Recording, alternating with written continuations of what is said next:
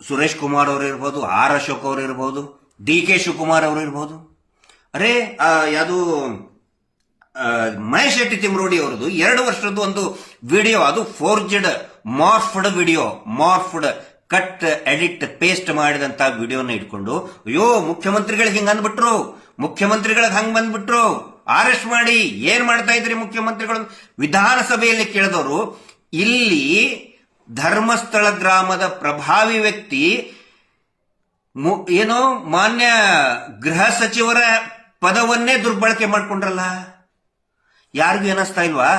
R Ashok ಅವರೇ ಸ್ವತಃ ನೀವೇ ಗೃಹ ಸಚಿವರಿದ್ದವರು, ನಿಮ್ಮ ಹೆಸರು ಅಷ್ಟೇ ಅಲ್ಲ, ನಿಮ್ಮ ಪದನಾಮವನ್ನ ಹೋಮ್ ಮಿನಿಸ್ಟರ್ ಅನ್ನುವಂತ ಒಂದು ಅತಿ ಮುಖ್ಯ ಪದನಾಮವನ್ನ ಈ ಏನು ಪ್ರಭಾವಿಗಳು, ನೀವೇನು ಶ್ರೀಗಳು, ನಡೆದಾಡುವ ದೇವರು ಅಂತ ನೀವು ಕರಿತೀರಲ್ಲ, ದುರ್ಬಳಕೆ ಮಾಡ್ಕೊಂಡ್ರಲ್ಲ. ಅದ್ರ ಬಗ್ಗೆ ಮಾತಾಡ್ಬೇಕಲ್ವಾ? ಯಾಕೆ ಮಾತಾಡ್ತಾ ಇಲ್ಲ? ಒಂದು ಗೃಹ ಸಚಿವ ಹುದ್ದೆಯನ್ನೇ ದುರ್ಬಳಕೆ ಮಾಡಿಕೊಂಡಿದ್ದಾರೆ. ಅದು ಯಾರು? ನಾನು ಮಾತನಾಡುವ ಮಂಜುನಾಥ ಅನ್ನುವಂತ ವ್ಯಕ್ತಿ. ಮಂಜುನಾಥ ರೀ ನಮ್ಮ ದೇವರು, ನಮ್ಮ ದೇವರನ್ನ ಬಳಕೆ ಮಾಡ್ಕೊಳ್ತಾ ಇದ್ದಲ್ರಿ ಅವರು. ನಮ್ಮ ಹಿಂದೂಗಳಿಗೆ ಮತ್ತು ಮಂಜುನಾಥನನ್ನ ನಂಬದವರಿಗೆ ದ್ರೋಹ ಅಲ್ವಾ? ಸಮೀರ್ ಮಾತಾಡಿದ್ದು ಸಾರ್ವಜನಿಕರಿಗೆ ಮಿಸ್ಗೈಡ್ ಮಾಡ್ತಾ ಇದ್ದಾರೆ ಅಂತ ಹೇಳಿ ಮಂಗಳೂರಿನ ಜಿಲ್ಲಾ SP ಅವರು, ಧರ್ಮಸ್ಥಳದ police station SHO, Belthangady circle inspector ಸಾರ್ವಜನಿಕರಿಗೆ ತಪ್ಪು ಮಾಹಿತಿ ಕೊಡ್ತಾ ಇದ್ದಾರೆ ಅಂತೇಳಿ ಸಮೀರ್ ಮೇಲೆ ಸೋಮೋಟೋ ಮಾಡ್ಕೊಂಡ್ರಲ್ಲ. ಯಾಕೆ ಈ ಪ್ರಭಾವಿ ವ್ಯಕ್ತಿಯ ಮೇಲೆ ಸುಳ್ಳು ಹೇಳಿದಂತಹ ಗೃಹ ಸಚಿವರನ್ನೇ ನಾನು ಮಾತಾಡಿದೆ ಅಂತ ಸುಳ್ಳು ಹೇಳಿದಂತಹ ವ್ಯಕ್ತಿಯ ಮೇಲೆ ಯಾಕೆ ಸೋಮೋಟೋ ಕೇಸಿಲ್ಲ? ಈ ಪ್ರಶ್ನೆಗೆ ಉತ್ತರ ಕೊಡಬೇಕು. ಹೋರಾಟಗಾರರಿಗೊಂದು ಕಾನೂನು, ಅತ್ಯಾಚಾರಿಗಳಿಗೊಂದು ಕಾನೂನಾ?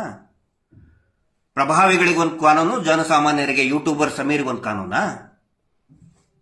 ಎಷ್ಟು ಯೂಟ್ಯೂಬ್, ಸಮೀರ್ ಒಂದೇ ಅಲ್ಲ, ಎಷ್ಟು ಯೂಟ್ಯೂಬರ್ಗಳ ಮೇಲೆ, ಅಜಯ್ ಅಂಚನ್ ಮೇಲೆ, ಸಂಚಾರಿ ಸ್ಟುಡಿಯೋ ಮೇಲೆ, ಅದೆಷ್ಟು ಯೂಟ್ಯೂಬರ್ಗಳ ಮೇಲೆ ನೀವು ಕೇಸ್ ರಿಜಿಸ್ಟರ್ ಮಾಡಿದ್ರಿ?